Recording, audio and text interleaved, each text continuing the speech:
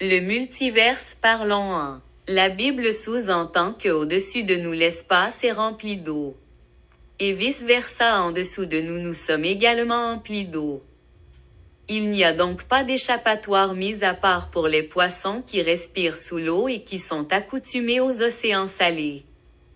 Et les scientifiques disent que ce qui nous maintient sur Terre c'est la gravité et ce qui nous empêche de voyager dans l'espace c'est l'environnement hostile à l'humain, à son mode de vie et fonctionnement. C'est pourquoi Dieu nous garderait ici-bas dans Eden, ou la planète Eden. Le jour où nous quitterons Eden, nous ne sommes pas sûrs de retrouver un endroit semblable à vivre. Ce fut le cas pour Adam et Ève pourtant. Ils ont certes quitté l'Éden originel via un portail de transportation gardé par les chérubins. Mais ils ont réussi à retrouver un environnement similaire à Eden en dehors d'Éden premier ou Eden 0, peu importe l'épellation. Leur téléportation sous-entend deux choses. Soit ils ont dû mourir pour s'en sortir et se téléporter comme leur a dit Dieu, le jour où vous mangerez de ce fruit vous mourrez. Donc soit ils sont morts une première fois. Soit il existe des mondes et univers parallèles via les portails. Ces endroits ou planètes seraient tous similaires à l'environnement vivable d'Éden. J'opte pour les deux options. C'est-à-dire que par la mort notre esprit se téléporte et de même par le sommeil nous fréquentons ces mondes parallèles. Je vous ai parlé de mes expériences de téléportation lorsque j'étais enfant. C'est pourquoi j'y crois et que j'arrive à en parler. Il y a des mondes parallèles à celui-ci. Il faut juste trouver les portails ou être Dieu pour les faire apparaître.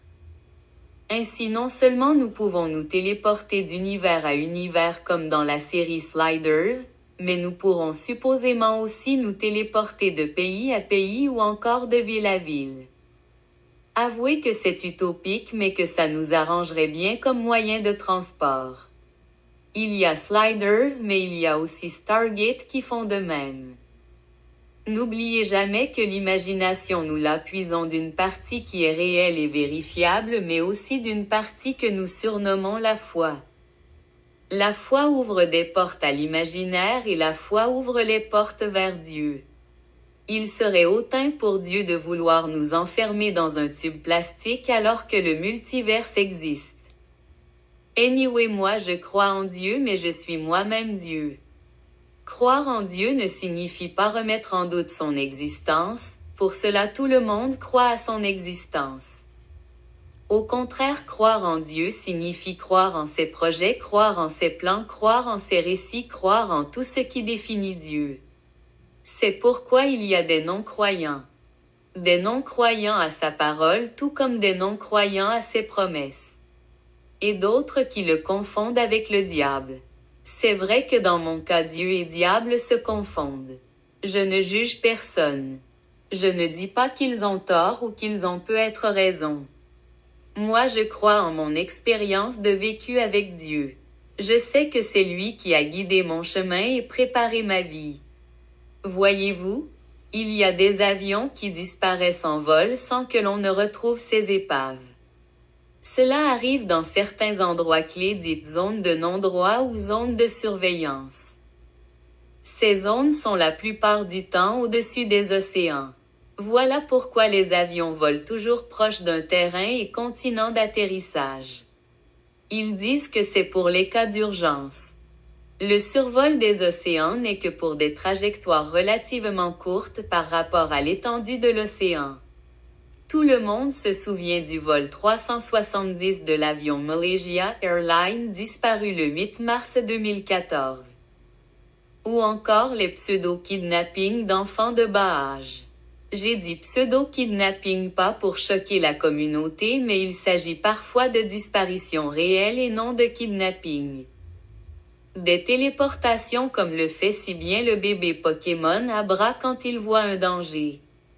C'est un Pokémon psy et comme tout ce qui est télé implique le mental.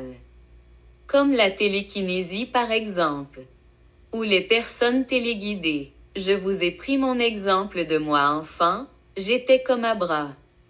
Le monde est mental car il tire son origine du cerveau et de son imagination. Il y a ceux qui font l'expérience du coma, c'est-à-dire qu'ils sont à la fois morts et vivants. Ils sont d'ailleurs comme déconnectés de la réalité. À leur réveil probable, parfois ils en gardent des séquelles comme les troubles de mémoire et parfois ils en gardent des souvenirs, bons comme répugnants. Par ailleurs, comment est-ce qu'un aveugle voit? J'ai envie de dire par le repérage des repères et l'impression de l'esprit qui a retenu l'environnant. Mais je ne suis moi-même pas aveugle, donc il faudrait leur demander. J'imagine que c'est par une routine de vie et la locomotion de petits trajets.